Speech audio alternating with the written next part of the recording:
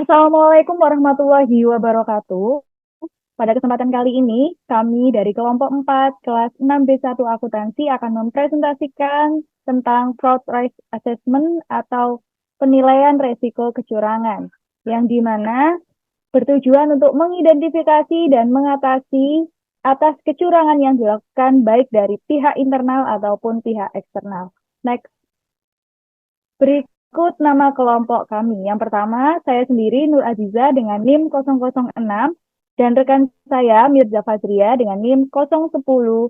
Yang ketiga ada Amaliatus Soliha dengan NIM 016. Yang keempat ada Cindy Astriani dengan NIM 030. Dan yang terakhir ada Amelia Putri Anggraini dengan NIM 118. Next. Yang pertama, ada jenis-jenis kecurangan yang akan disampaikan oleh rekan saya, Amalia Tusolihah. Kepadanya dipersilakan. Baik, saya akan menjelaskan bab yang pertama yaitu jenis-jenis kecurangan. Next. Dalam konteks audit atas laporan keuangan, kecurangan didefinisikan sebagai salah saji laporan keuangan yang disengaja. Dua kategori yang utama adalah pelaporan keuangan yang curang dan penyalahgunaan aktiva. Yang pertama, pelaporan keuangan yang curang adalah salah saji atau pengabaian jumlah atau pengungkapan yang disengaja dengan maksud menipu para pemakai laporan itu. Kebanyakan kasus pelaporan keuangan yang curang melibatkan upaya melebih sajikan laba entah dengan melebih sajikan aktiva dan laba atau dengan mengabaikan kewajiban. Hal ini mungkin dilakukan dalam upaya mengurangi pajak dari penghasilan. Lalu yang kedua, penyalahgunaan aktiva adalah kecurangan yang melibatkan pencurian aktiva entitas. Dalam banyak kasus, jumlah yang terlibat tidak material terhadap laporan keuangan. Akan tetapi, pencurian aktiva perusahaan seringkali mengkhawatirkan manajemen tanpa memperhatikan materialitas jumlah yang terkait. Karena pencurian bernilai kecil menggunung seiring dengan berjalannya waktu. Next. Baik, materi kedua akan dijelaskan oleh teman saya, Mbak Amel.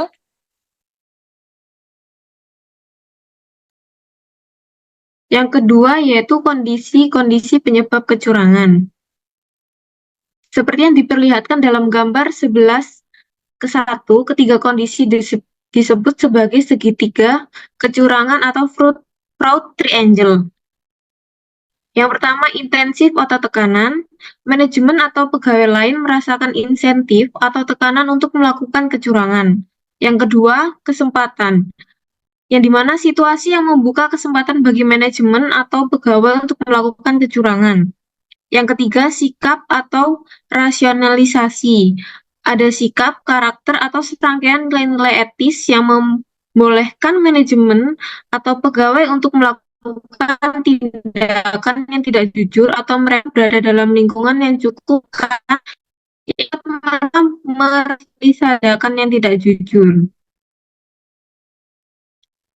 Seperti pada tabel yang ke-1 yang pada gambar berikut menyajikan contoh faktor resiko kecurangan atau fraud risk factor tersebut untuk masing-masing dari ketiga kondisi kecurangan bagi pelaporan keuangan yang curang, yang dimana dalam segitiga kecurangan pelaporan keuangan yang curang dan penyalahgunaan aktiva terbagi tiga kondisi yang sama, tetapi faktor-faktor resikonya berbeda. Yang ketiga akan dilanjutkan oleh rekan saya. Baik, yang ketiga adalah menilai resiko kecurangan. Next. Skeptisme profesional. SAS 1 menyatakan bahwa skeptisme profesional atau profesional skeptisme yaitu audit tidak mengasumsikan bahwa manajemen tidak jujur, tetapi juga tidak mengasumsikan kejujuran yang absolut. Jadi, audit harus mempertahankan pikiran yang selalu mempertanyakan atau harus mempertimbangkan resiko kecurangan klien tanpa harus memperdulikan bagaimana keyakinan auditor tentang kemungkinan kecurangan serta kejujuran dan integritas manajemen. dan juga evaluasi kritis atas bukti audit yang melakukan tugasnya yang terkait dalam mengidentifikasi resiko kecurangan. Maksudnya adalah ketika mengungkapkan informasi atau kondisi lain yang berakibat dalam kecurangan, audit harus menyelidiki permasalahan secara mendalam, yang memperoleh bukti tambahan dan berkonsultasi dengan anggota lainnya. Selain itu juga harus berhati-hati jangan sampai merasionalisasi salah saji itu termasuk kejadian yang berdiri sendiri. Next. Sumber informasi untuk menilai resiko kecurangan. Dalam gambar 11 2 ini, sumber informasi yang dikumpulkan untuk menilai resiko kecurangan ada 5. Yang pertama, komunikasi di antara tim audit. Maksudnya, dalam tim audit mewajibkan adanya diskusi untuk berbagi wawasan antara tim audit yang berpengalaman serta untuk curah pendapat yang menyangkut bagaimana dan di mana menurut keyakinan mereka tentang laporan keuangan. Kemudian bagaimana manajemen dapat melakukan dan menutupi pelaporan keuangan yang curang, kemudian bagaimana seseorang yang menyalahgunakan aktivitas entitas, dan terakhir bagaimana auditor menanggapi kerentanan terhadap salah saji yang material akibat kecurangan.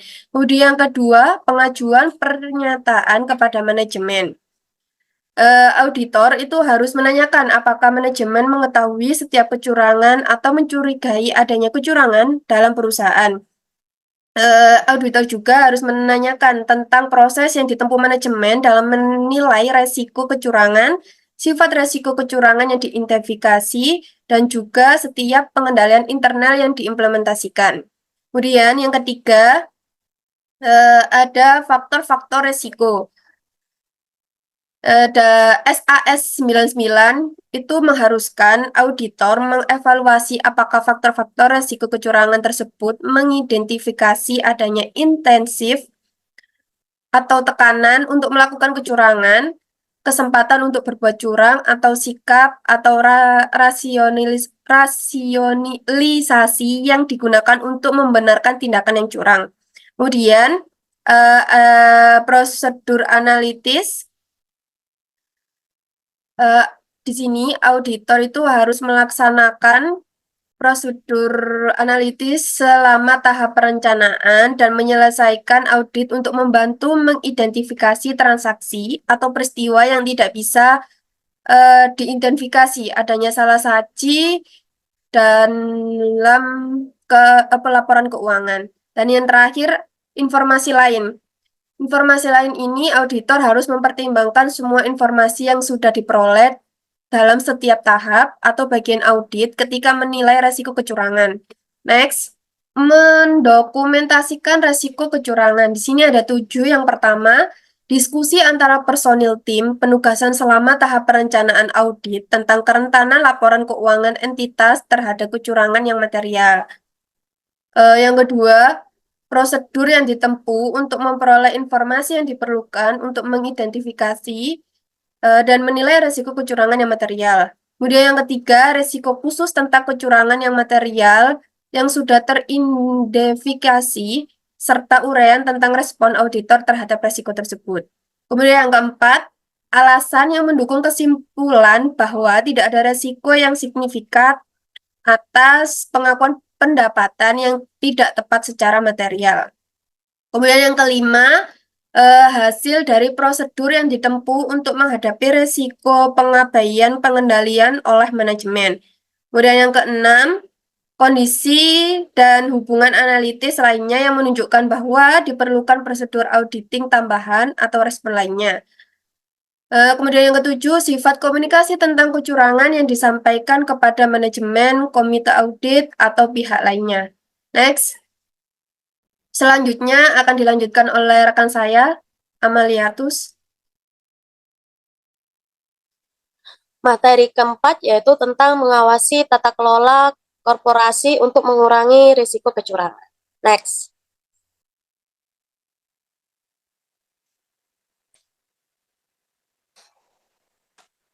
Penciptaan budaya jujur dan etika yang tinggi meliputi 6 unsur.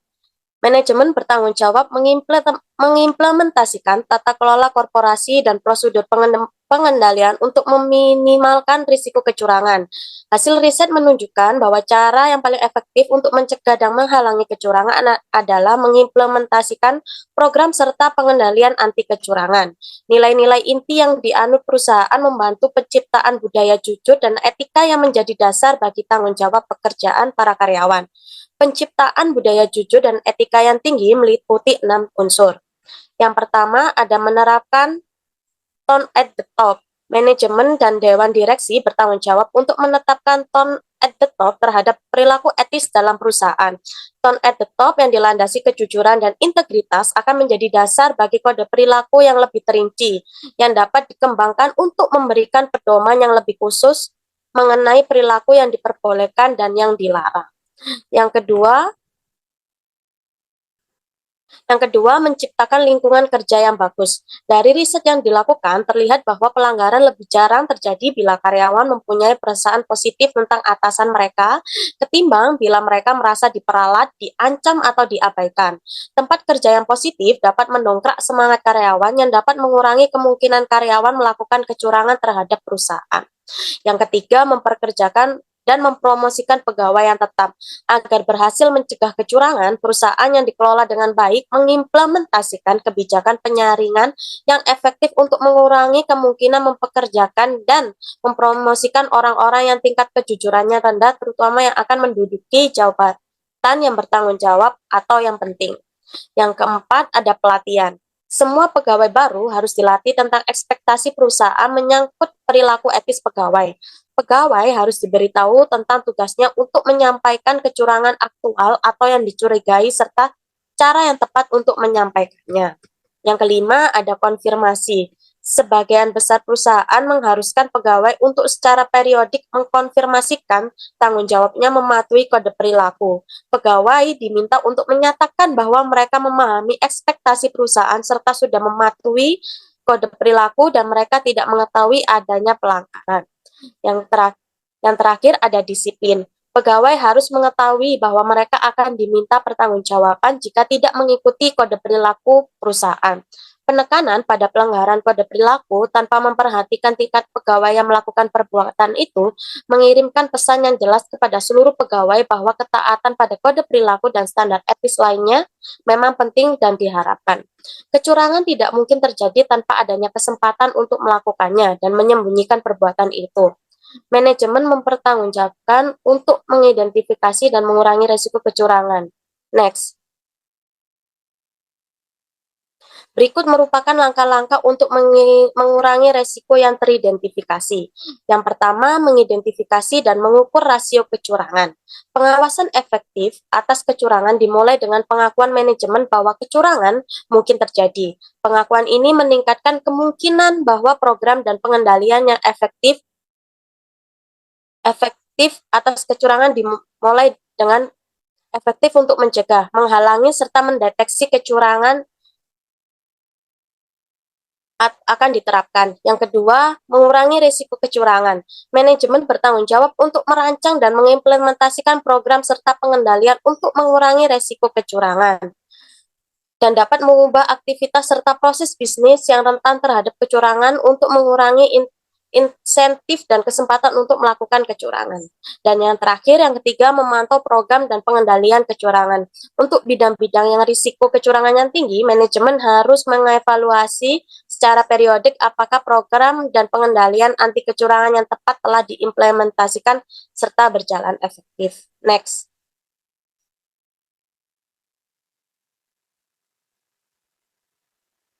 Baik, selanjutnya akan dijelaskan oleh teman saya, Mbak Mirza. Baik, terima kasih. Selanjutnya yaitu merespons resiko kecurangan. Next.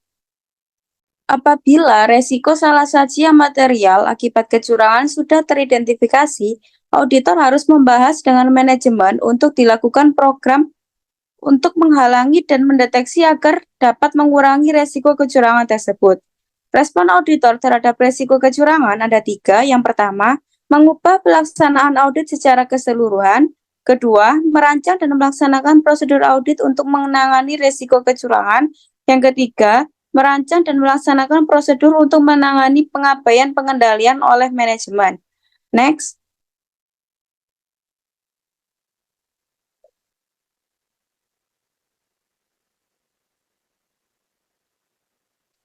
Yang pertama, mengubah pelaksanaan audit secara keseluruhan.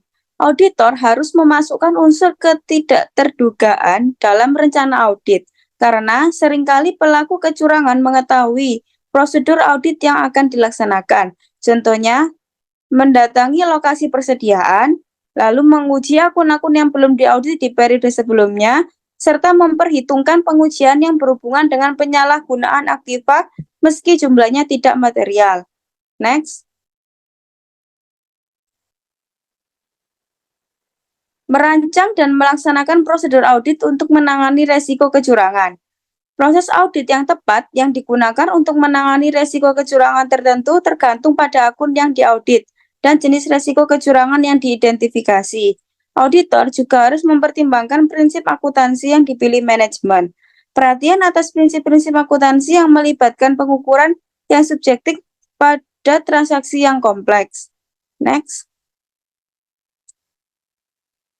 Yang ketiga, merancang dan melaksanakan prosedur untuk menangani pengabaian pengendalian oleh manajemen. Yang pertama, memeriksa ayat jurnal dan penyesuaian untuk mencari bukti salah saji yang mungkin akibat kecurangan. Kecurangan seringkali timbul dari penyesuaian jumlah yang dilaporkan dalam laporan keuangan. Untuk itu perlu dilakukan pengendalian atas jurnal dan penyesuaian. Yang kedua, mereview estimasi akuntansi untuk mengetahui bias. Auditor diharuskan melihat estimasi tahun sebelumnya yang signifikan guna melihat perubahan proses perusahaan dan asumsi manajemen yang mengindikasi potensi menimbulkan kecurangan. Yang ketiga, mengevaluasi dasar pemikiran bisnis untuk transaksi tidak biasa yang signifikan.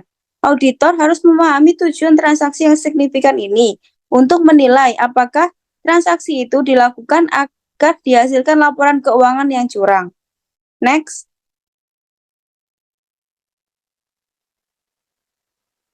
Selanjutnya akan dilanjutkan oleh rekan saya. Baik, selanjutnya yaitu bidang-bidang resiko kecurangan yang spesifik. Yang pertama, resiko pelaporan keuangan yang curang atas pendapatan. Kecurangan dalam pelaporan keuangan yang melibatkan pengakuan pendapatan memiliki resiko yang serius. Panduan-panduan seperti SAS 99 dikeluarkan untuk membantu auditor mengidentifikasikan resiko kecurangan terkait dengan pengakuan pendapatan. Pendapatan rentan terhadap manipulasi karena seringkali merupakan akun terbesar dalam laporan keuangan dan sulit untuk menentukan waktu yang tepat untuk mengakui pendapatan. Contohnya seperti 3 jenis utama manipulasi pendapatan. Yang pertama yaitu pendapatan fiktif, yang dimana bentuk kecurangan pendapatan yang paling mencolok melibatkan penciptaan pendapatan fiktif. Yang kedua, pengakuan pendapatan prematur.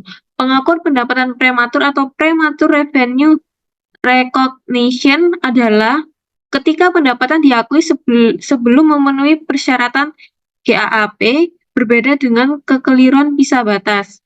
Yang ketiga, manipulasi penyelesaian pendapatan. Penyelesaian yang paling umum dilakukan terhadap pendapatan menyangkut retur penjualan dan pengurangan harga. Kedua, yaitu tanda-tanda peringatan kecurangan pendapatan. Ada banyak tanda peringatan atau gejala yang mengindikasikan kecurangan pendapatan. Dua di antara yang paling bermanfaat adalah prosedur analitis dan perbedaan dokumenter. Yang pertama, prosedur analitis, yang dimana seringkali mengisyaratkan adanya kecurangan pendapatan, terutama persentase margin kotor dan perputaran usaha. Yang kedua, perbedaan dokumenter, yang dimana para pelaku kecurangan sudah berusaha sebisanya.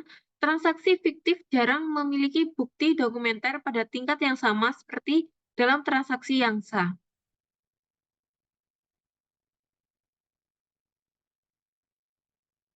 Yang ketiga, penyalahgunaan penerimaan yang melibatkan pendapatan. Contohnya seperti yang pertama, kelalaian mencatat penjualan. Yang kedua, pencurian penerimaan kas setelah penjualan dicatat. Yang keempat, tanda-tanda peringatan atas penyalahgunaan pendapatan dan penerimaan kas. Pencurian penjualan dan penerimaan kas kecil dapat dicegah oleh pengendalian internal untuk mendeteksi kecurangan yang lebih besar. Prosedur analitis dapat membantu. Selanjutnya, yang kelima, resiko pelaporan keuangan yang curang untuk persediaan. Dan yang keenam, tanda-tanda peringatan kecurangan persediaan dengan adanya prosedur analitis. Yang ketujuh, resiko pelaporan keuangan yang curang untuk utang usaha. Dan yang kedelapan, penyalahgunaan dalam siklus akuisisi dan pembayaran. Dan yang kesembilan, aktiva tetap. Dan yang kesepuluh, beban penggajian. Baik, selanjutnya akan dilanjutkan oleh rekan saya, Nur Aziza. Baik, terima kasih Mbak Amel.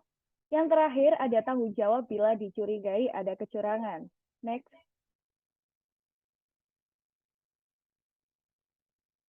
Yakni merespon salah saji yang mungkin ditimbulkan oleh kecurangan. Apabila auditor curiga bahwa mungkin ada kecurangan, maka langkah yang pertama yakni auditor diharuskan memperoleh bukti tambahan. Bukti tambahan dapat diperoleh oleh auditor dengan langkah yang kedua, yakni auditor bisa menggunakan pengajuan pertanyaan. Yang ketiga, auditor juga dapat menggunakan alat bantu perangkat lunak audit seperti ACL atau IDEA.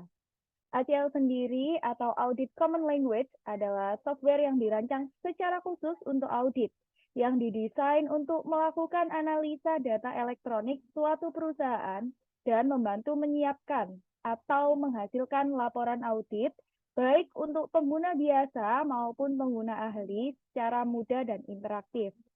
Dengan menggunakan ACL, pekerjaan audit akan jauh lebih cepat dapat dibandingkan dengan proses auditing manual yang memerlukan waktu berjam-jam bahkan sampai berhari-hari. Dengan beberapa kemampuan ACL, analisis data akan lebih efisien dan meyakinkan karena ACL memiliki kemampuan yakni salah satunya mudah dalam penggunaan atau user friendly. Sedangkan untuk IDEA sendiri atau Interactive Data Extraction and Analysis adalah software untuk mengekstraksi data dan menganalisis data untuk tujuan audit. Baik ACL ataupun IDEA sama-sama merupakan aplikasi desktop yang mudah digunakan dalam melakukan analisa audit. Next. Selanjutnya yakni teknik wawancara. Bertanya, merespon, menyimak, dan mengamati. Bertanya, auditor dapat melakukan pengajuan pertanyaan pada klien. Sedangkan untuk merespon, auditor bisa mengevaluasi respon atas pengajuan pertanyaan. Yang ketiga ada teknik menyimak, dan yang terakhir mengamati petunjuk perilaku. Next.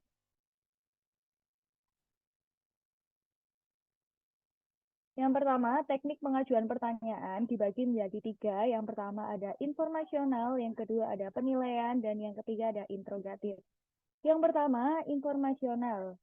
Bertujuan untuk memperoleh informasi tentang fakta dan detail yang belum dimiliki oleh auditor. Yang kedua, penilaian. Bertujuan untuk menilai apakah informasi yang sudah diperoleh itu sudah tepat, sudah faktual atau sesuai dengan kenyataan ataukah belum.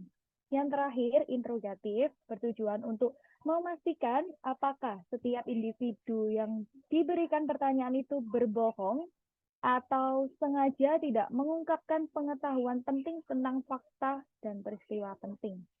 Next.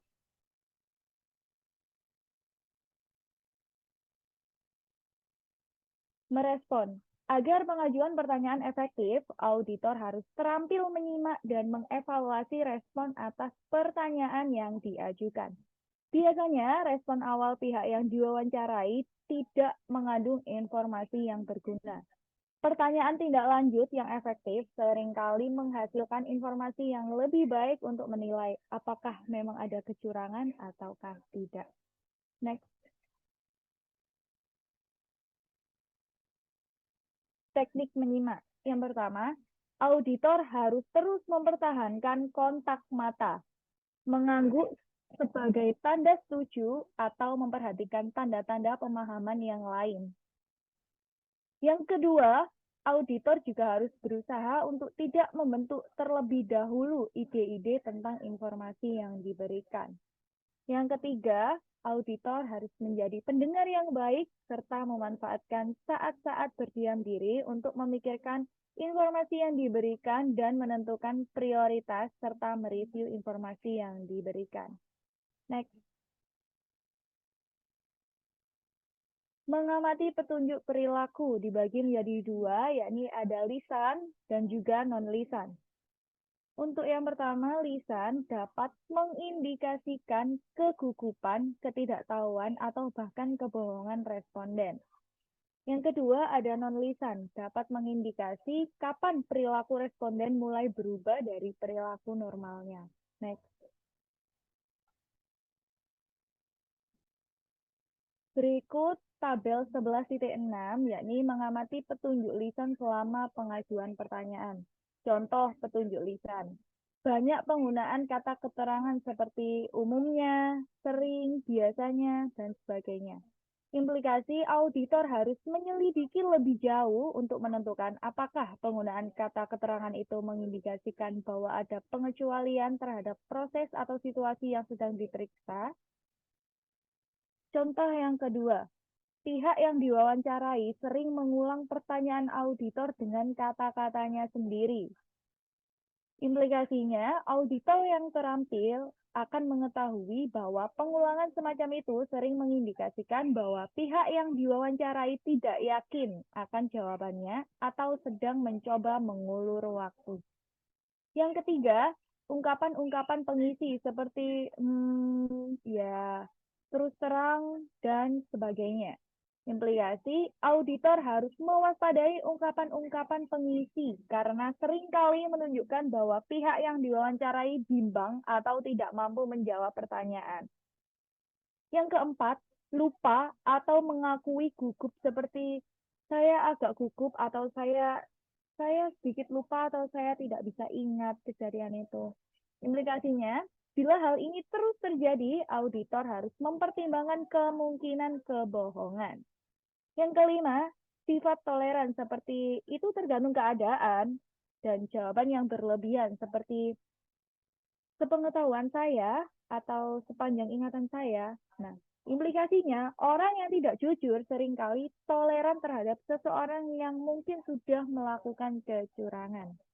Yang terakhir, enggan mengakhiri wawancara.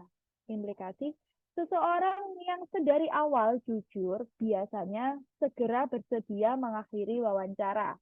Mereka yang mencoba menipu mungkin mencoba melanjutkan proses pengajuan pertanyaan untuk meyakinkan auditor bahwa mereka mengatakan yang sebenarnya. Next. Tabel 11.7 yakni mengamati petunjuk non-lisan selama pengajuan pertanyaan. Contoh petunjuk non-lisan. Halangan fisik pihak yang diwawancarai mungkin menghalangi mulut dengan tangan seperti ini, menghalangi dengan pena, pensil, kertas, dan sebagainya. Kemudian menyilangkan lengan atau kaki seperti ini, terus menggunakan bunyi-bunyi pengganggu seperti mengetuk-ngetuk jari. Yang terakhir, mencodongkan badan menjauhi auditor, biasanya ke arah pintu atau jendela dalam upaya menciptakan jarak spasi. Tanda-tanda stres. Pihak yang diwawancarai yang merasa stres mungkin akan menunjukkan tanda-tanda mulutnya kering, terus kemudian sering menjilat lidah atau menelan ludah atau berdeham. Terus bergerak-gerak, mengetuk-ngetukkan kaki atau menggoyang-goyangkan kaki, berkeringat atau mukanya tiba-tiba memerah, dan menghindari kontak mata. Implikasinya untuk yang halangan fisik, bila pihak yang diwawancarai merasa tidak nyaman dengan pengajuan pertanyaan tertentu, dia mungkin membangun penghalang fisik untuk mencoba menjauhkan auditor pada jarak yang membuatnya nyaman. Jangan untuk implikasi tanda-tanda stres, pada kebanyakan orang, berbohong akan menimbulkan stres yang dapat mewujudkan diri lewat fisik. Next. Akhir kata dari kelompok kami, wallahu muwaffiq ila aqwamit thoriq. Wassalamualaikum warahmatullahi wabarakatuh. Terima kasih.